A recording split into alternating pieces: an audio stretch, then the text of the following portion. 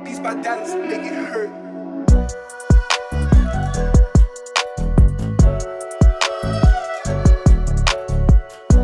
Welcome back.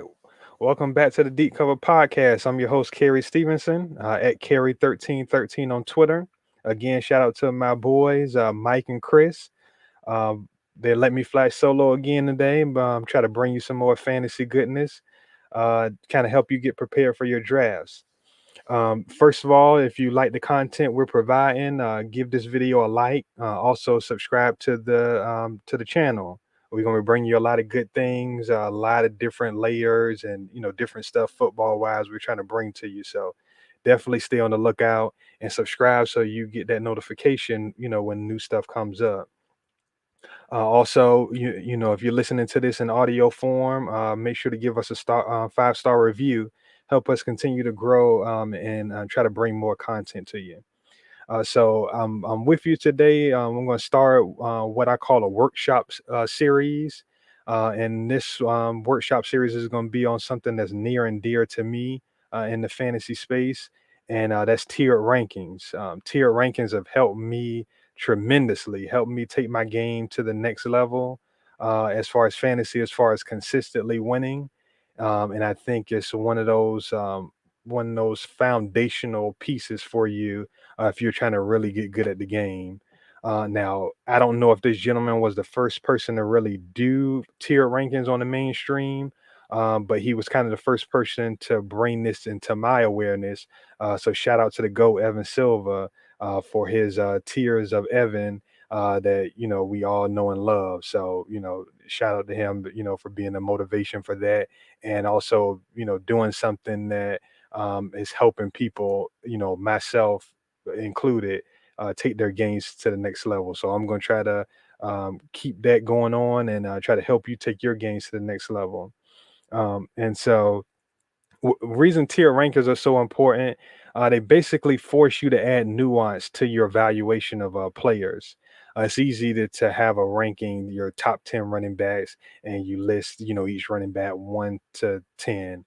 It's different when you are placing these guys in tiers and it's kind of separating that value. You can have a guy at RB6 and your RB8. The RB6 may have a lot more value to you than the RB8, but they're only separated by one player.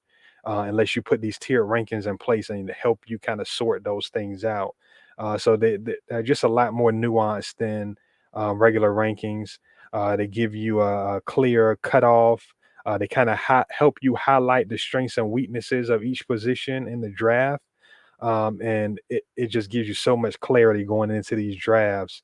I use them in all my drafts, and they help me make decisions on the clock a lot easier. So now that I kind of gave you that brief synopsis, we're gonna get right into it.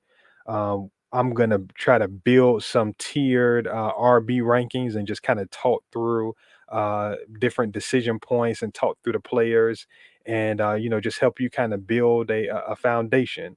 We're gonna go ahead and get started with this.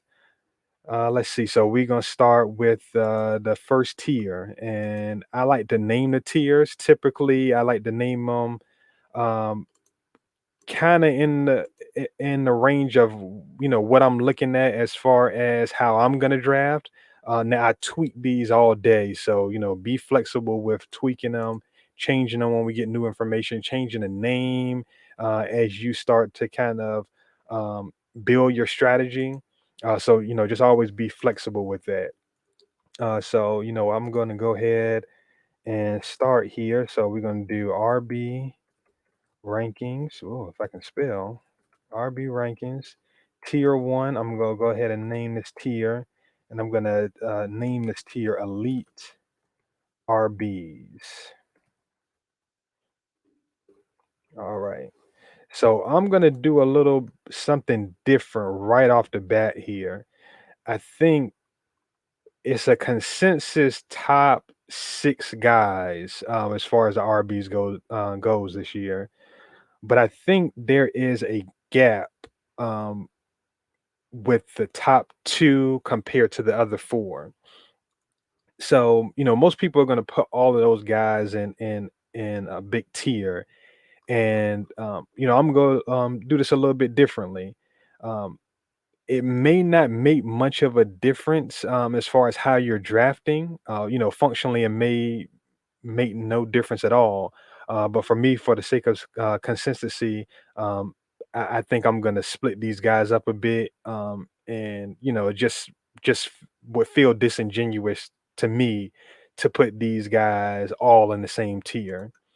So I'm going to start right out the bat by going with Christian McCaffrey as my RB1 here, and then Dalvin Cook as my RB2, and then I'm gonna cut that off. That's gonna be it. That's gonna be the first tier. Because I feel like um, the rest of the group of those elite guys all have question marks that these two guys don't. So, we're gonna do that. Now, I'm not a savant at um, Excel at all. So, we're gonna play with this, but bear with me. It might be a little iffy here at times, but we're gonna push through and get this done.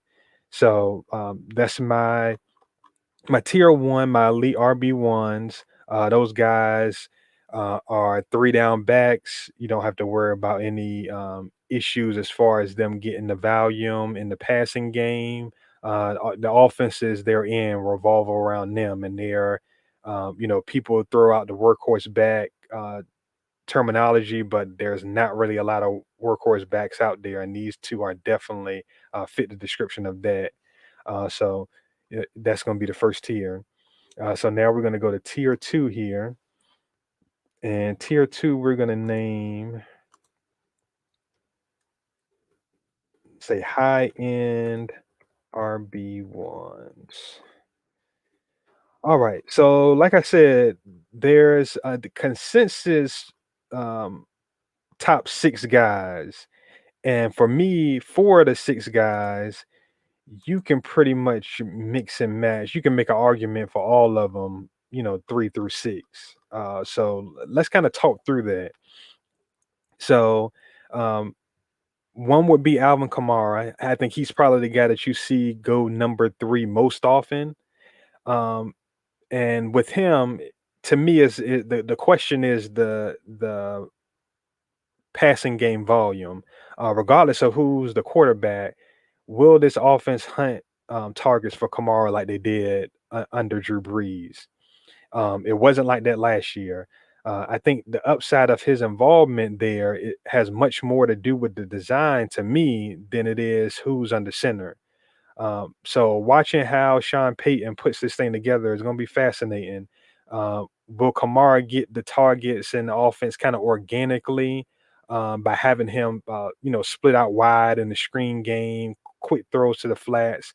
Are they going to be hunting targets in that fashion, or are they just going to be um, similar to last year where they're not scheming as much for him to get him out in space to get him matched up on linebackers, things of that nature. They did a lot of that, um, in his time with Breeze, from the jump, from the forset of his career, pretty much right after they got rid of Adrian Peterson in that rookie year.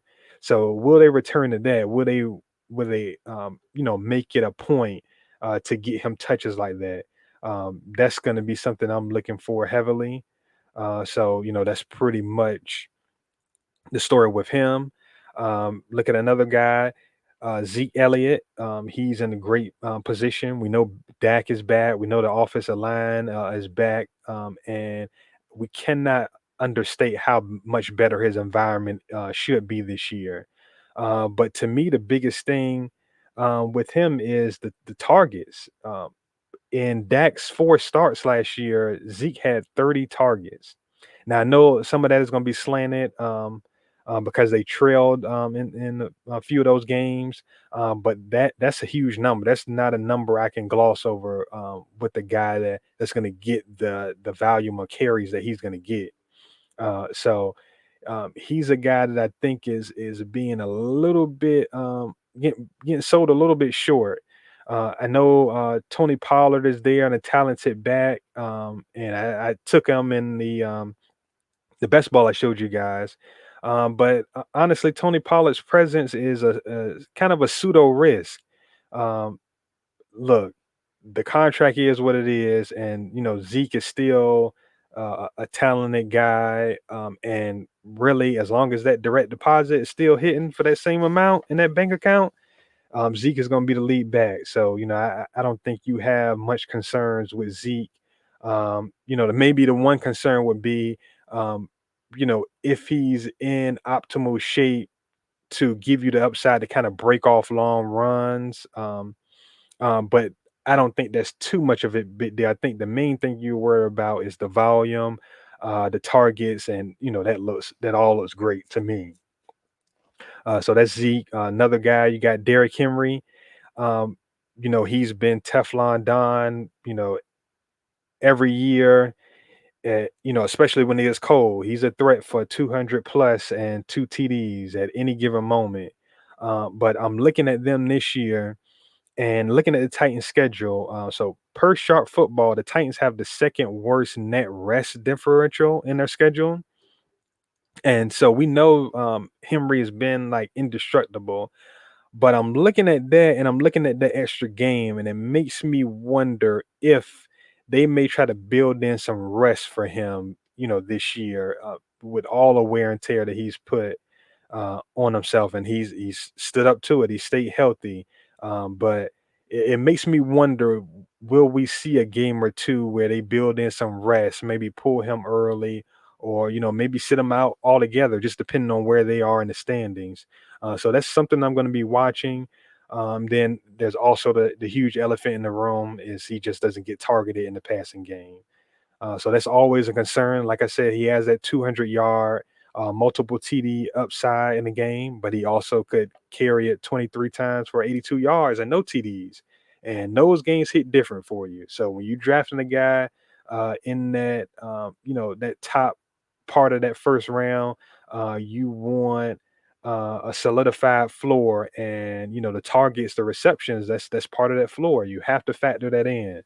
So that's pretty much Derrick Henry in a nutshell. And then I say the last guy in his range would be Saquon Barkley. So reportedly he's being eased in. Actually, as of today, believe he was put on the pup list. So we'll just have to see how that goes. But that's going to be a huge question here. Is um, probably a top five question in all of fantasy going into training camp. Is how eased in is he going to be, and how ready is he going to be to take on a full workload when he gets started? Because when you look at it, fully free Saquon Barkley combines the consistency. I'm sorry, the consistent carries that you want to see out of Alvin Kamara. And then he gets all the targets that Derrick Henry lacks in the passing game. So you can make an argument that he fully freed, he'd be in that first tier. He might be the third running back. Maybe even you can make an argument for the second running back. Because of his overall talent. So, I don't want to overreact too much. Want to kind of play it by ear. But it's definitely a concern him starting on the pup list. So that's something to consider. So we got those four guys, and I'm gonna go ahead and spell it out how I have it. So I'm gonna go with my RB3 as if I can spell it. Am I spelling his name right? I did go to college, I promise y'all. So I'm gonna go with Ezekiel Elliott with the RB3 spot.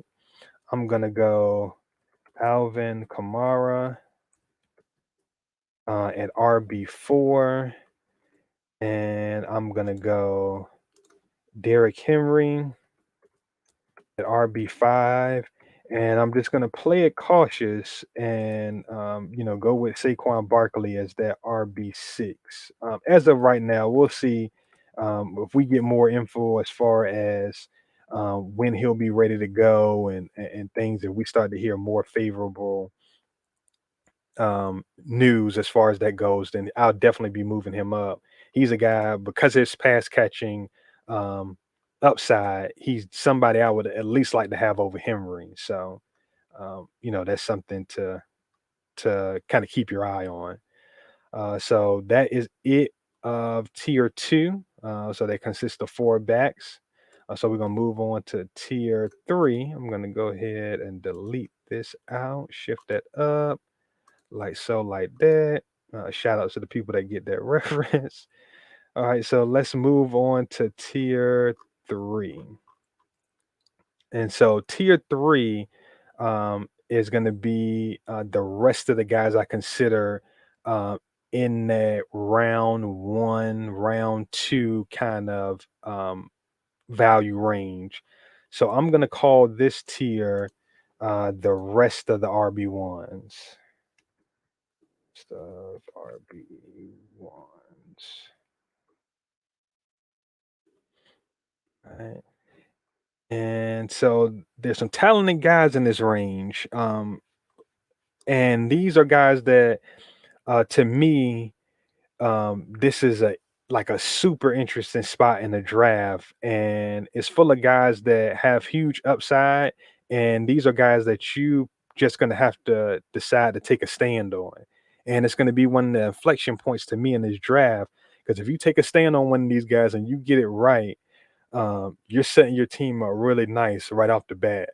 So I'm gonna talk through um, the guys I have in this range and kind of, lay that out for you as far as that stand taking.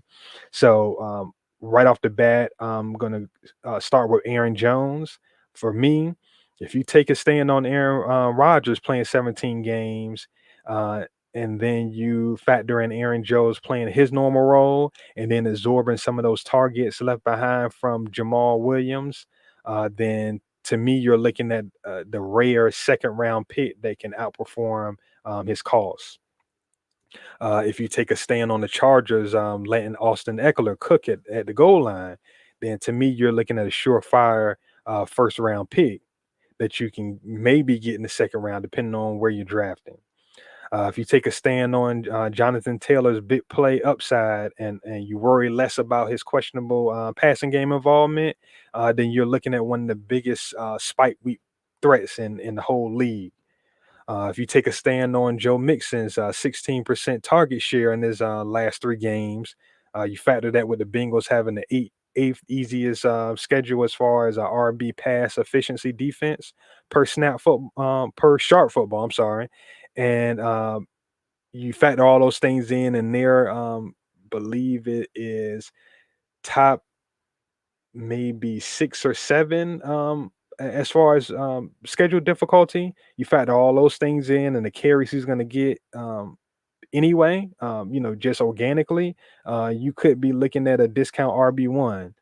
And then if you take a stand on Antonio Gibson being used more, on third downs and, getting that passing game value with the efficiency he showed as a runner last year, then you might be watching a true star turn with him. And hell, I mean, the guy's so talented, you might be watching that anyway.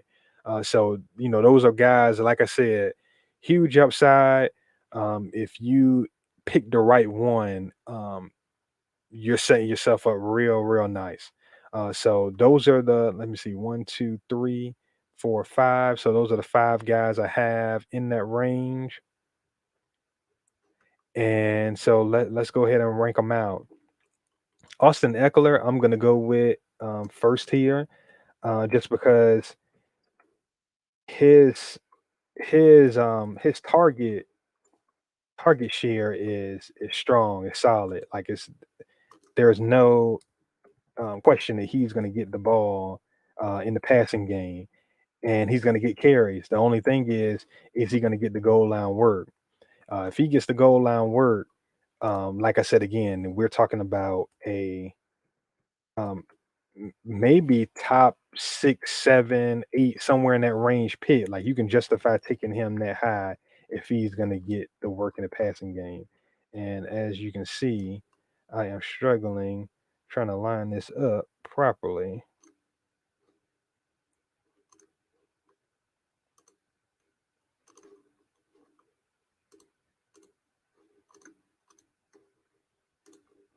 All right, we go. So right after him, I'm going Aaron Jones. So my kind of view on this, and I did this with Devontae Adams in the other pod with the best ball draft. For me, the best way to operate in this is to operate as if Aaron Rodgers is coming back and playing 17 games. I think that's the best way to kind of rank these guys, and that's how I'm gonna approach it. Now, it doesn't mean that I'm just gonna take Aaron Jones with the seventh overall pick, without knowing that Rodgers is gonna be there. But I'm gonna rank him here for now, and by the time I draft, hopefully I have a better idea of where Aaron Rodgers is as far as playing. But I think the best way to kind of prepare for the draft would be to go ahead and place him in that spot now, and then adjust afterwards if we get word that Aaron Rodgers is going to sit out. So I'm going to put him there in that spot. Let's see. Next, I'm gonna go with Jonathan Taylor.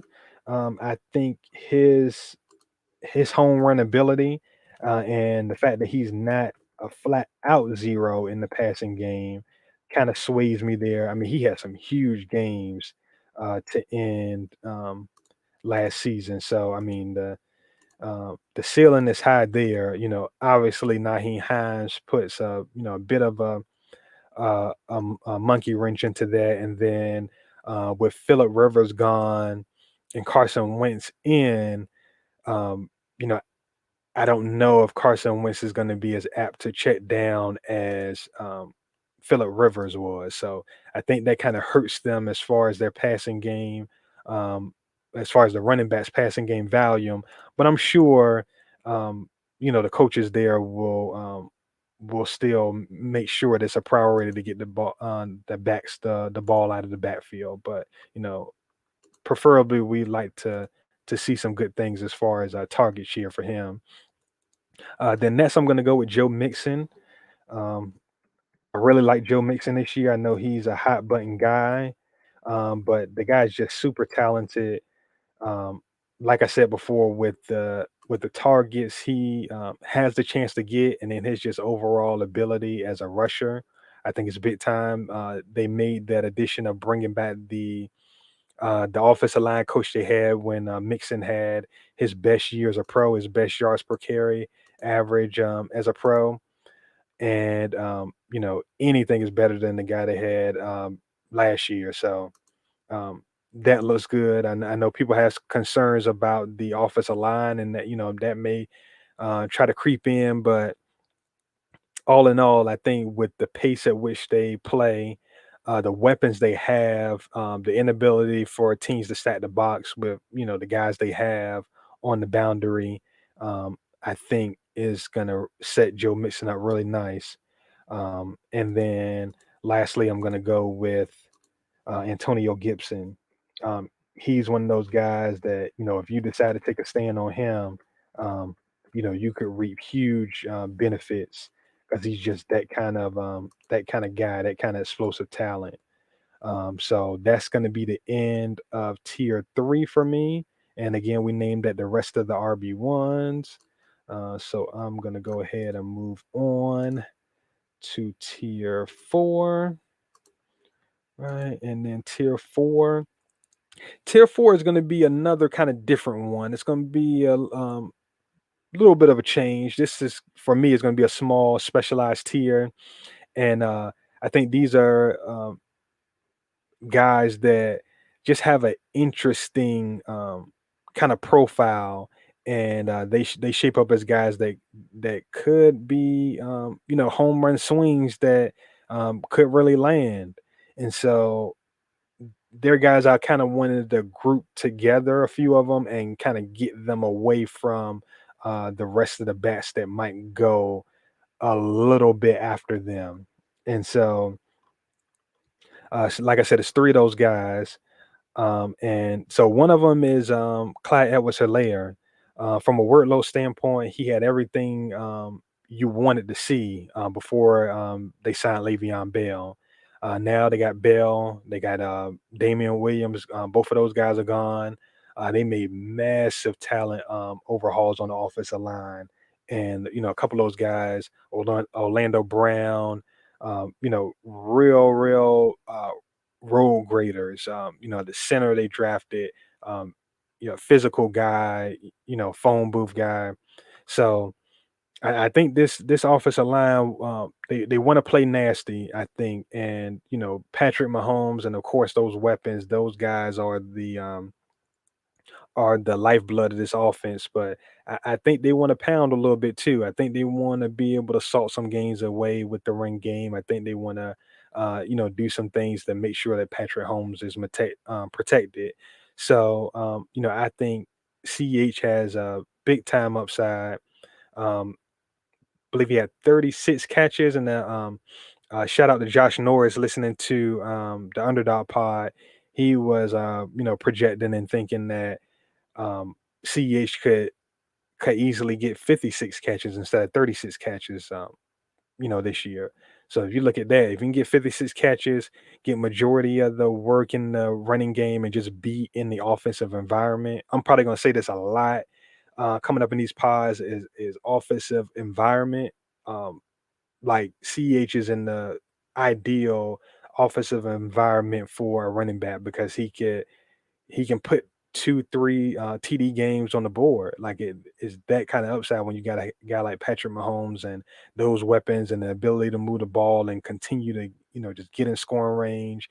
And he got a lot of carries, in the red zone.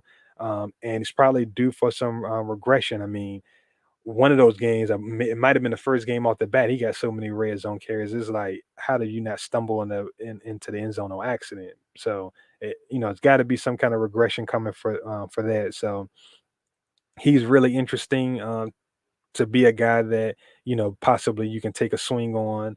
A lot of people may be gun shy on him because of last year, but if you look at his profile, he has the same profile that had people taking him in the first round last year, and now he's going in the third round or so this year. So, interesting guy to decide to take a stand on. Then secondly, is another guy that intrigues me in his range, and is Najee Harris. I know the Steelers have their offensive line concerns, quarterback concerns as far as Big Ben's effectiveness. So whether or not he's washed or not, that's kind of yet to be seen. Um, but if you look at how this came about with Najee Harris, the Steelers clearly prioritized him. They've given every intention that they're going to use him as a three down guy. That feels like a lot. So you're not going to get too many of those guys, and this is still a very talented offense that should be able to move the ball and get him in scoring range. Now, because of those offensive line concerns and you know concerns at quarterback, the volume may not churn out efficiency as far as results, but I'm gonna always go with volume over efficiency. And also, I'm not going to rule out the fact that he possibly could be efficient. This is the Steelers are a very consistent team year in and year out. Got a good coaching staff over there. I know they're going to do everything in their power to turn that running game around and make this a quality offense. And the proof is there with how many winning seasons they've had back to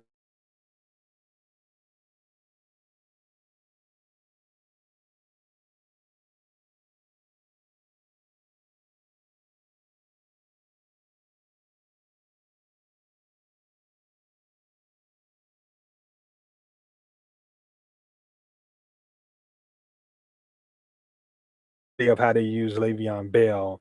He's going to be a value where you're drafting them. Um, then one more guy in this range, um, and I'm kind of uncertain about it. I'm putting him here for now, but I'm kind of going to watch it as a wait and see. But I think his upside and everything is high enough that I'm going to put him in his range for now, and that's J.K. Dobbins. So I have slash had my concerns with Dobbins from a fantasy standpoint, because just based off of the sheer absence of targets that that he gets in the passing game, that he's gotten in the passing game his rookie year, and with Gus Edwards' presence on the roster there. But there's a lot of camp reports that are saying that the Ravens are showing a concerted effort to target Dobbins in the passing game.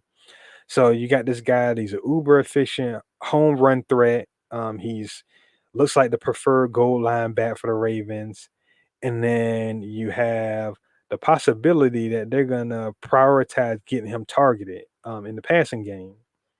So I don't know if I've been swayed necessarily enough to take him, super high in drafts. Actually, in the range he's been going, I've been kind of more avoiding him and going more with wide receivers in that range. But there's enough optimism there and enough good things being said that I think it warrants putting him in this range.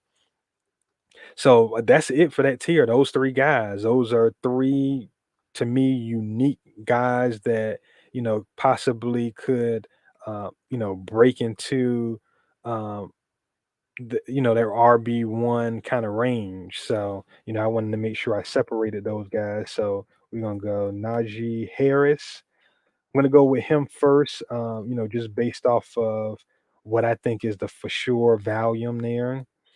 Then I'm gonna go Clyde Edwards Helaire at 2 there, in that tier. Just again, like I said, offensive environment. He could easily lead all running backs in touchdowns. If that thing comes together, uh, like we would hope for him. And then lastly, J.K. Dobbins. Again, like I said, I'll be watching very closely whether the Ravens are going to target him in the passing game. And if they target him in the passing game uh, with his home run ability, the boost that running backs get from playing with a mobile quarterback like Lamar, as far as rushing efficiency, coupling those things. Um, Oops, there we go. All right, yeah, a couple of those things with an offense I expect to be very good this season. Again, offensive environment. Should be a top-notch offensive environment for him. So that is going to close off tier four. And let's go back because what did I say I was going to name this tier?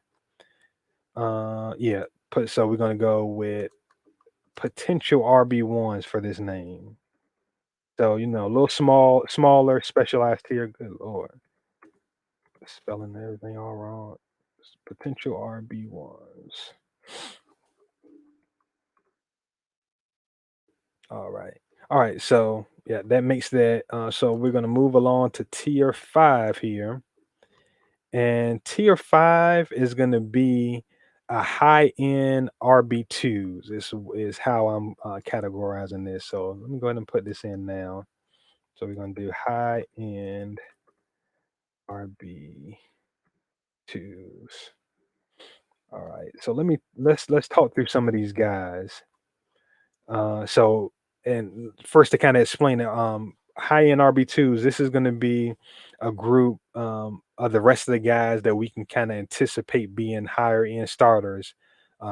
Clearly, before we get to training camp or preseason, these guys look pretty entrenched and should give us varying degrees of success. But I don't really see necessarily a lot of huge busts in this range. So let's kind of just look at a few of the guys. Um, Chris Carson is a rock solid pick. Whose upside can kind of swing just depending on how close to this century Pete Carroll is going to allow this new offensive coordinator to operate in. So be on the lookout for that. They say they want to play with more tempo. I'd imagine there's going to be more motion and things of that nature. Um, but we'll see. I know Pete Carroll wants to establish it. So, and he kind of put the kibosh on it when they were out there, moving the ball and doing good things.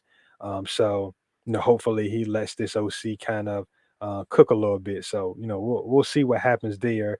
But I think either way, Chris Carson is as solid as a pick as you can get, um, as far as a running back.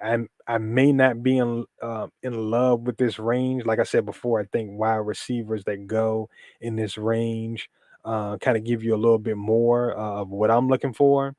But I wouldn't be mad at all to take Carson in the range that he's going in, that fourth round range, if my board is just kind of blown up.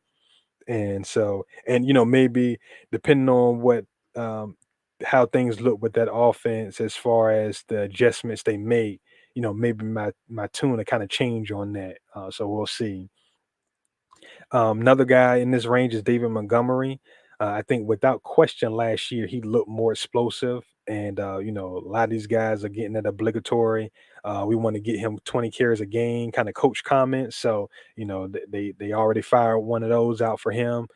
So we'll see how that goes. We need to monitor that situation as far as the passing game goes. Tariq Cohen is said to be kind of looking slow out the gate.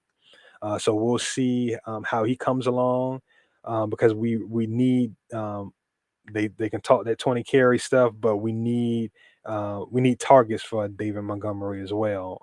So that'll be something to watch. Also, do not sleep on Damian Williams. He was somebody that um, kind of before um, we got into last season, that was as I was kind of trying to look ahead to next season. He was somebody I figured was going to go back to KC, and so he was somebody I was going to kind of target, kind of in my early look in, because I just think he's a talented guy. So keep an eye out for him to maybe carve some kind of role in, especially if Tariq Cohen continues to kind of be slow out of the gate. But David Montgomery. Uh, Definitely has earned, at least that early down role. And like I said, he looked a lot better, a lot more explosive. They made some adjustments, I believe, as far as um, the scheme there in Chicago, as far as their running game went, and it helped David Montgomery. So he's looking like another rock solid pick. Uh, DeAndre Swift is another guy in his range, and I wonder if we've overcorrected um, with DeAndre Swift. You got the Jamal Williams, A back comments that were made by Anthony Lynn, and then you got the Todd Gurley free agent visit that happened, and those two things just kind of cratered people's opinion of Swift, and that's something I'm gonna be watching. Checking out his ADP, and just seeing if we've overcorrected this too much. Um, and a lot is going to depend on how they plan on using him. We'll get coaches um comments about that, and he's kind of a wait and see. He's in this tier right now, but there could be some movement with that, just depending on how they want to do it. DeAndre Swift is, to me, a very, very talented back. I had him as my number one back in the class last year. So I'm big on his talent, and if he's getting passing game work, and double digit carries every week, he stands to put some production together. Like the Lions aren't very good, so you do want to kind of cap things, because their offensive environment, whatever KC's is, Detroit's is probably going to be the opposite. So that's something to watch out for. But just keep an eye on his ADP. We gonna keep an eye on that, and see what kind of shakes out there. So a couple other, maybe surprising to some, but I have them in this tier. Javante Williams is one. So there seems to be buzz coming out of Denver that kind of lends optimism to Javante Williams getting that rookie bump earlier than maybe I expected. This is before we even get to training camp, and there's beat writers saying they expect him to lead the team in carries, and things of that nature. So to me, there's a non-zero chance that he's just flat out the lead back from the jump. Week one, he's the guy. And even if he's not the guy to be that full on lead back in week one, I think before the end of the season he definitely will be. And he's a guy that can contribute on all three downs. So he's a guy that I want to be out ahead on. I want to be a round or two ahead instead of a round or two behind on him because I'm really trying to um, factor in upside more in my decisions once we get later in the middle rounds. He's not going to be a later round guy. He's going to be closer to the top than closer to the top than the bottom, I'd say. But just somebody that I don't want to wait on. I want to be kind of early on. So that's my reasoning to have him up kind of high in this tier. Same thing with another rookie guy, Trey Sermon. I have him here for a lot of the same reasons that I have Javante Williams. Um, Raheem Mostert is probably more likely to start as that lead guy, but I think Sermon will be a very involved number two back right off rip. We know about his running ability and his scheme fit in that one cut and go kind of scheme, but we also need to talk about his pass catching and more specifically his pass protection. Because shout out to Matt Wallman, he tell you this guy is ready to pass protect on the NFL level. He's shown and proven that. So I think that right there is gonna keep him on the field early. So this is another one. I want to be ahead of the game. Uh, maybe he's not the lead guy to start the season, but I'm gonna bet on him being the lead guy by the end of the season. And honestly, in this offense, even if he's not the lead guy, I think he still is gonna offer value, especially if he can carve out a role on passing downs. And another guy having this range, Miles Gaskin. Believe in his healthy games, he was like the RB8 last season. And he's just a guy. He's not flashy. He's not fast. He's not powerful. He's not incredibly elusive. Uh, but he just knows how to run. Good vision. I think he's a shifty guy. I think he's an athletic guy. He's just not, a nuclear twitched up kind of athlete. And he's not going to break off, too many huge long runs, but he's going to consistently, um, you know, get you positive gains, and he contributes in the passing game. And Miami showed their willingness to use him as a three down back, and they didn't add anybody of note as far as in the offseason, just Malcolm Brown to a modest deal. Didn't draft a running back until like the seventh round. So he kind of passed through all of those tests. Miami was a team that you thought could add back in free agency or early in the draft, and they didn't do that. So I'm going to take it now as they trust and they like Miles Gaskin. So as long as they do, I do. So we gonna roll right with that. And then I added a new guy to this tier as we got more information as far as Cam Akers. Pour one out for Cam Akers, out with that torn ACL. So I'm putting Daryl Henderson in this range. I think he's in this range regardless. I'm still trying to figure out how I fully feel about him. He's a very talented guy. um, I just had a sneaking suspicion that the Rams are gonna add somebody, before it's all said and done, that kinda cuts into possibly, his workload. So I don't know if this is just a wheels up, he's the full on featured back kinda situation. I think they add somebody at the very least, I think they'll add somebody that can contribute on third downs. Maybe it's a Duke Johnson they bring in there, and as a kind of change of pace, spell him. Um, but I mean, if they don't, if this kind of rides out, you can make the argument that Daryl Henderson moves up this list. And then another guy in this range, Miles Sanders. Just a very, very talented guy, very explosive guy. Um, but how much of this backfield is he gonna have? They have a lot of different backs, none of them near as talented as Miles Sanders. But how much of a willingness will they have to give him a lead role? So that's gonna be something to watch. He's kind of on a wait and see, but you have to put him in this tier based on talent. So uh, that's really it for this tier. So I'm going to go ahead and go ahead and plug these guys in the order that I see fit. So first, I'm going to go with Chris Carson again, rock solid RB there. If you want to go couple wide receivers early and draft somebody you feel like just has a solidified floor. I think you can do that, and then you have the upside that if they make those changes as far as playing faster, then you get more plays and you get more opportunities, potentially more chances and scoring range for him. So really like Chris Carson this year. Gonna go with Miles Sanders after that, just based off of his overall upside, just the ability to break off the long run, the ability to make plays in the passing game. Um, you know, everything is there. You just have to see how this Eagles coaching staff is going to go about it. Then I'm going to go with David Montgomery next. Again, a rock solid kind of pick. Gotta wait and watch how that it unfolds as far as the running backs behind him, as far as the use in the passing game.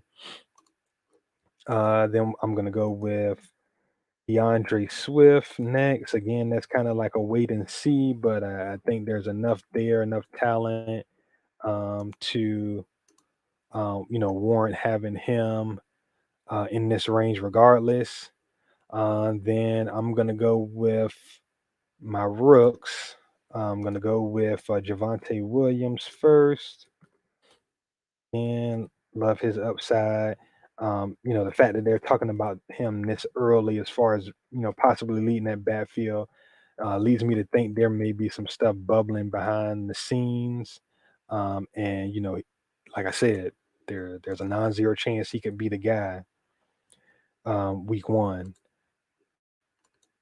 Let's see who we got here, and then Miles Gaskin. We're gonna go there.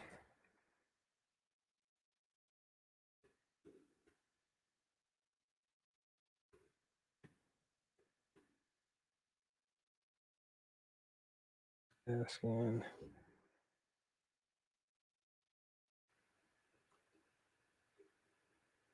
Then last in this tier, Daryl Henderson. All right, so that's gonna close out that tier. Get these guys. Go ahead and delete this out.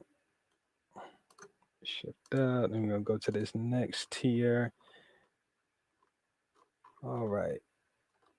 So tier six. So tier six, I'm gonna do. I'm gonna name it mid to low end RB2s. So this is just gonna be the rest of the guys in that RB2 kind of range.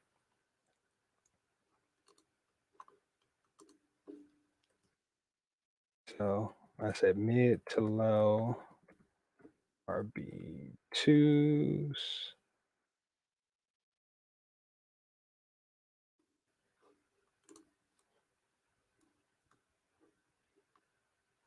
Right. And so these are guys, these are to me the end of the guys that as of right now, you feel comfortable starting weekly at running back. There's a couple of guys here that kind of uh, offer more intrigue than their range, so to speak. So a couple of those guys for me, Chase Edmonds is one. People kind of came into this offseason drafting Chase Edmonds as the lead back, drafting him in that, believe it was probably like the fifth round range or so. And the Cardinals didn't draft a running back, and they signed James Conner for like less than $2 million.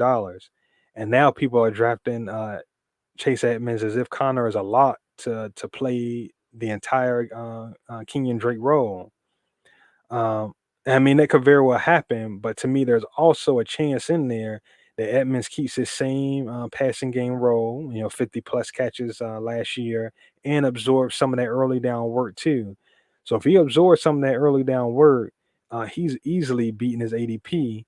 um, you know, in that range, you don't get upside like that at running back. So he's a guy that I want to kind of uh, stay in range with and keep an eye on what's going on there because he's a guy that if we get kind of good reports as far as his usage, I believe a beat writer came out and said they expect him to be the lead guy there, and do a little bit more than last year. So that's something to keep an eye on because he's a guy, like I said, he's a guy that can beat his ADP, and that's what we're looking for. So really like Chase Edmonds. Also, Travis Etienne. Um, Jacksonville is so tough to predict because everything is so new there. You don't know the influence between what Urban Meyer wants to do and how much of that will be um uh kind of weaved into a traditional NFL offense. We're still waiting to see how they want to use these pieces, especially ETN because um you know much has been made about about Urban Meyer saying that he wanted to draft Kadarius Tony there. So did he draft ATN to just be Kadarius Tony? But I think that's a good thing in PPR because I think at the very least he's going to be very very involved in the passing game. Now it just depends on how much opportunities is he going to get to run the football, and being that he's a first round running back, he should get his opportunities. At least at a decent clip. If he's a guy that can get at least 8 to 10, carries a game, and be heavily involved in the passing game. He's another guy that's gonna beat his ADP. So that's something I want to pay close attention to. As training camp is going about. Another guy in this range um, that I like, but I'm also kind of concerned with is Mike Davis. I think people are kind of giving him hypothetical passing game value based off of what happened in Carolina last year. And I don't think that he necessarily walks into a role like that in Atlanta. Um, you could also look at the Falcons' kind of questionable talent at running back, uh, and think that there's a possibility that they could add somebody in preseason, in training camp or preseason, and add somebody that kind of maybe muddies his workhorse kind of status as of right now. So Mike Davis is a guy. Obviously, he's talented, contributes in the passing game. Solid as a runner. Um, but we saw him wear down last year. That's also something that is a bit concerning. So we'll see how that goes. And he's going in that range. People call it the RB dead zone, going in that range where, the wide receivers look more kind of attractive in that range. But people I think are kind of drafting them on a high end, kind of assuming some things that I kind of want to wait out a little bit more. So, just keeping a cautious eye there with Mike Davis. So that's the end of this range for me. And so let's go ahead and get these guys sorted out. Out of respect for the situation, I'm going to go Mike Davis. And it's not like I don't like him. I just have some concerns. But, he did fall into a good situation. Then I'm going to go Chase Edmonds here. He's a guy I believe has some, upside. Then Kareem Hunt. He's a guy I didn't go over him. Kareem Hunt has the volume, in the passing game. Will get uh, will get carries, and so he's a guy that you have to watch out for. He's probably going to be a prime target for people going zero RB. Um, and obviously, if something were to ever happen to Nick Chubb, then Hunt is wheels up RB1. So, uh, guy you have to look at in that range. Another guy, Josh Jacobs. I have some concerns because they just don't ever want to use him in the passing game. And then the Raiders just pretty much self-destructed their offensive line in the offseason. And you know, I have concerns about how good they're going to be as a team, which hurts his ability as far as getting carries if they're playing from behind and Kenyon Drake is on the field. But Josh Jacobs is a talented guy that he should get um, steady carries every week, even if it's kind of capped. He should still get double-digit carries, so he's a guy to watch for.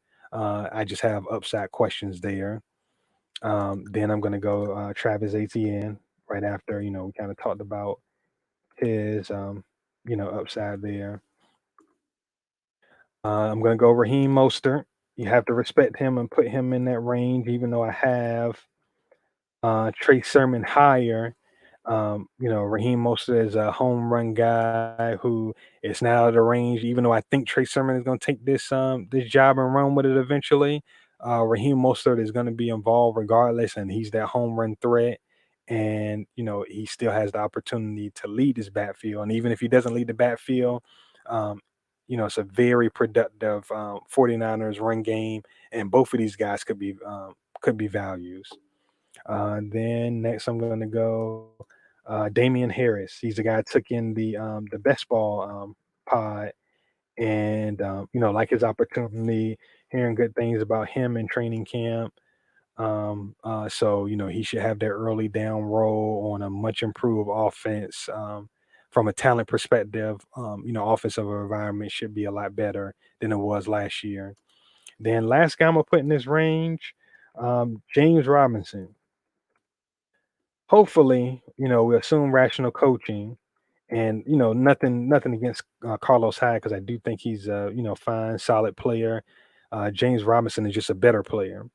And, if they want that early down hammer uh, to complement Travis Etienne, I think James Robinson is that guy. And, I think he should be, you know, given, afforded that opportunity to kind of build on what he did last year. So I'm going to put him in that range because I still think this Jacksonville team, is going to want to run the football. Um, so that's the end of that range. Um, think we're going to pretty much cut it here. I mean, you kind of get the gist of what we're doing here with these tiers. Um, you know, play with them. Make your adjustments as we get more information. Play with the names of them. As you kind of explore what you want to do from a strategy standpoint. I'll just go with a few, talk through a few more guys that I like kind of later or just, overall interest. Leonard Fournette is somebody I'm going to be watching. I was high on Rojo last year. I felt like he was a better pure runner than Fournette, but Fournette proved to be a more trustworthy pass catcher. And so it kind of got me to thinking, with looking at the Bucks offense, I think really the goal for any offense should be to put as many things on the table as possible on a down to down basis. And, I mean that by the ability to throw to the back out of the backfield. And so, Rojo, we know he struggled to catch the ball. They added Gio Bernard in the offseason. He should be a staple of what they do on third down, based off of his pass protection skills and his catching out of the backfield. So I expect him to be very much involved on third down. But what if they just decide, hey, we're just going to roll with Fournette on the early downs and Gio on third down, and that way, we have the threat of, the bat being able to catch it out of the backfield on every down because we know Brady's not extending plays. He's going to check down to his backs if things get murky in that pocket. So looking at that, man, it's like you got this offense that is going to be efficient. It's probably going to be one of the top, six or so in the league. Plenty of scoring chances. Uh, they have more kind of settled and put together going into the season than they had last season. So that should lead to more clock killing opportunities. So if Fournette somehow takes a full grasp of this early down role, he could be like a fourth round, fifth round value, in that specific role. Now, I'm not saying this is likely to happen. It's probably is much more likely that they're gonna use all three. Rojo will still be involved, but I'm just thinking maybe not. If if Fournette is showing well early in the season, and Rojo is actively kind of taken off the table as a pass catcher, they may decide, hey, our best course of action is to, just roll with a two back approach. So just something to keep in mind in drafts. You get to the middle of the draft kind of thing, and he's still there. Just know that kind of upside is kind of in the back pocket there. And then obviously, if Rojo were to get hurt, then they'd have no choice, kind of. So something I'm watching there. AJ Dillon, I think he's a guy that's going to get 6 to 8 carries a game, and isn't this zero in the passing game that people think. So he's a guy that I'm keeping an eye on. Ty Johnson and Tevin Coleman. Um, Everybody's assuming that Michael Carter is the starting running back for the Jets. Um, and I don't think that is set in stone yet. So I think you should be drafting both of these guys in case Michael Carter is not the starter, or in case they're doing it as a platoon and it's more of a maybe 60-40 split. Maybe you hit on the guy that's the 40%, in the equation. Whether it's Ty Johnson or Tevin Coleman. The Jets are moving to that Shanahan zone scheme, from that tree. So that's something to keep an eye on there. And again, shout out to JJ Zacharyson. He talks about the ambiguous backfields. I'm looking at these guys more than I'm looking at handcuffs. These ambiguous backfields. So you should be doing the same. Another Ramondre Stevenson. I'm looking at him because I don't think it's a lot that Sony Michelle is going to make it through final cut downs. And if he doesn't, we're looking at Ramondre Stevenson in a whole different light. A lot of LeGarrette Blunt kind of comps there, and we know what kind of production LeGarrette Blunt put together for the Patriots when they gave him an opportunity. And again, Ramondre Stevenson is a big guy that's not a zero in the passing game by any means. He can more than hold his own there. So he's an interesting guy to take a late flyer on. Salvin Ahmed is another guy behind Miles Gaskin. I think he showed, pretty well when he got his opportunities when Gaskin went down. He was pretty effective playing as same as that role that Gaskin played. He was every down back there. Um, so he's a guy I'm keeping an eye on as well. Then Jarrett McKinnon. Honestly, I'm just a sucker for a cheap backup Kansas City running back, and I've always been a fan of McKinnon's game. So just an interesting guy as a third down back there that could bring you some value late in drafts if he can beat out Daryl Williams. And I put Daryl Williams in this conversation too, although I think there's a cap kind of athletically on Daryl Williams. He's a rock solid guy, going to get what's blocked. But Jarrett McKinnon adds a little bit more juice there. So going to be interesting to see how that plays out. So we're gonna go ahead and end it here.